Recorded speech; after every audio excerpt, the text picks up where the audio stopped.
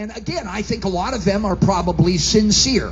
They want to see war put to a stop. They don't want to see famine and disease and all of these things. And we would all want them stopped too. But you see, it's the way we arrive at the answer which makes a world of difference. So if you don't believe in God, and you don't believe in His Word, and you don't believe in the church being the answer, then there's only one other place to turn, and that is mankind, human government, human means. And I'm not saying that some of these people don't do some good. You'll see them doing some good, what society would consider some good. But when you realize where it's all headed and where it could all lead. And so what happened is these multi-billionaires began to say, look, they all believe the same thing. We believe in world government, world government, world government. And they knew that this made a lot of people nervous, especially Christians. So they couldn't really do their formulating in London or New York. So they decided to find a place on the south coast of Georgia, right a couple of miles from Brunswick, Georgia, called Jekyll Island. At the time, in the late 1800s, Jekyll Island was owned by one single man.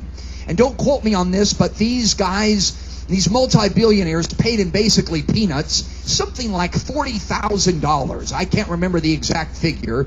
And these multi-billionaires purchased the entire island of Jekyll Island, and they built their mansions there. In fact, in this picture, you'll see the Jekyll Island Club Hotel. You can go there today.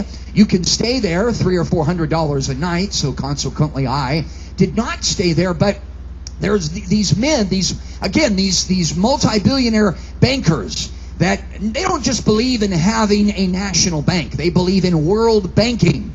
And they built their mansions there. Most of them are all standing today, and you can tour them, you can go there. And Jekyll Island's really a beautiful place. But it was in the early 1900s that these multi-billionaire globalist bankers, the names I've already mentioned, and many, many others that I haven't mentioned, began to meet together on a regular basis, and they would tell the media, because when you have that kind of power, you're constantly in the spotlight of the media. And they didn't want to be in that because they knew, again, what they were doing, formulating world government. So they would tell the media, oh, we're going to Jekyll Island this weekend. We're going to hunt, we're going to fish, and we're just going to get together and have a good time. But all the while, they were actually putting together a major plan for a world government economic structure.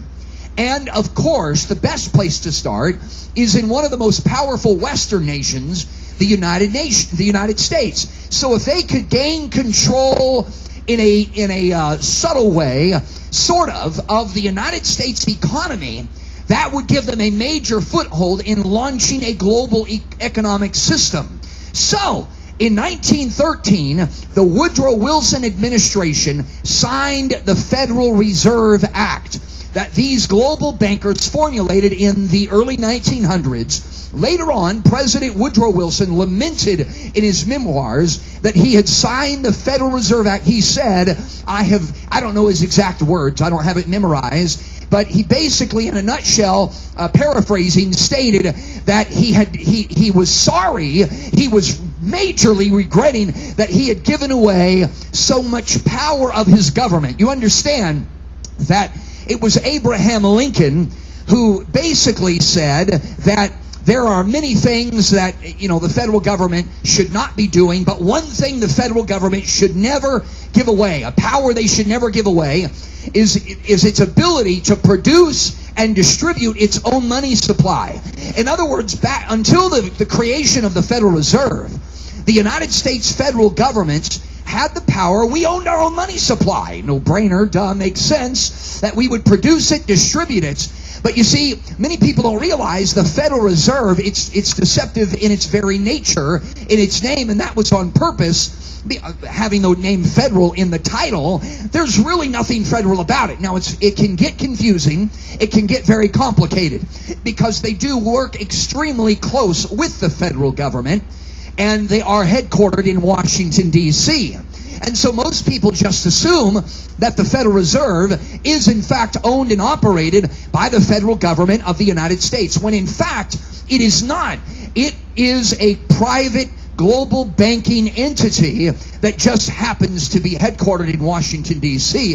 That is why you will not find the Federal Reserve in the blue pages of the phone book, which typically most cities' blue pages is the federal government listings. It's not in all cities and all phone books, but where you will find it is rather in the white pages near FedEx, because they cannot legally put it in the blue pages because, again, it is not owned and operated by the federal government. So, what's interesting, now what's the big deal about that? Well, the borrower is servant to the lender.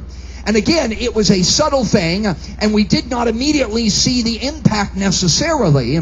But over time, what's happened? You see, the federal income tax was designed originally to pay for World War I. That's it. However, do we still have the federal income tax today? Obviously we do. I'm not talking about corporate gains tax. The personal federal income tax was not supposed to be a permanent thing. But our government was basically forced by the Federal Reserve to keep it because, again, in order for the United States to enjoy its own money supply, we've had to pay major amounts of interest back to the private global Federal Reserve. Did you know that most of the federal income tax that comes in through the IRS goes to pay interest back to the Federal Reserve? They have so much power, they have the ability to raise and lower interest rates without the permission of Congress, without the permission of the President of the United States. It's absolutely amazing. In fact, I listened to one interview. It was either Alan Greenspan, the former chairman, or Ben Bernanke, the current, and they actually talked about in a interview how that during this, remember the major stimulus package a couple of years ago? Well, the question was asked about that, and they said in this interview that much of that money they just simply created it out of thin air, and whenever they needed to send 40 or 50 billion dollars to a major bank, they would simply electronically create the money and send it. And then they basically, once the banks got it, they had no way of tracking that money, or they didn't take the time to track the money. It was Ben Bernanke, before he became the chairman of the Fed, they actually admitted in a public speech, Ben Bernanke said, "We, the Federal Reserve, apologize for allowing the Great Depression of the early 1900s. We could have stopped it, but we did not allow enough money to be in circulation." I'm telling you, my friends, I know this may seem like an outlandish statement, but I can tell you that Satan's master plan is subtly and gently woven into the fabric of what has been developing for decades. So, welcome to world government. Next slide. Then we had World War I from 1914 to 1918. Now, until the 20th century, we had never had a war with 1 million fatalities. And yet, all of a sudden, we have a war with 8.2 million fatalities, the most in all of human history.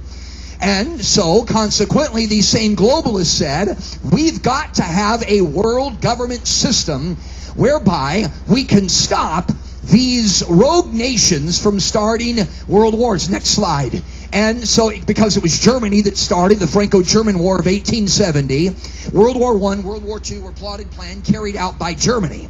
So they came up with the League of Nations in 1919. Notice how all of these things were within just a few years of each other.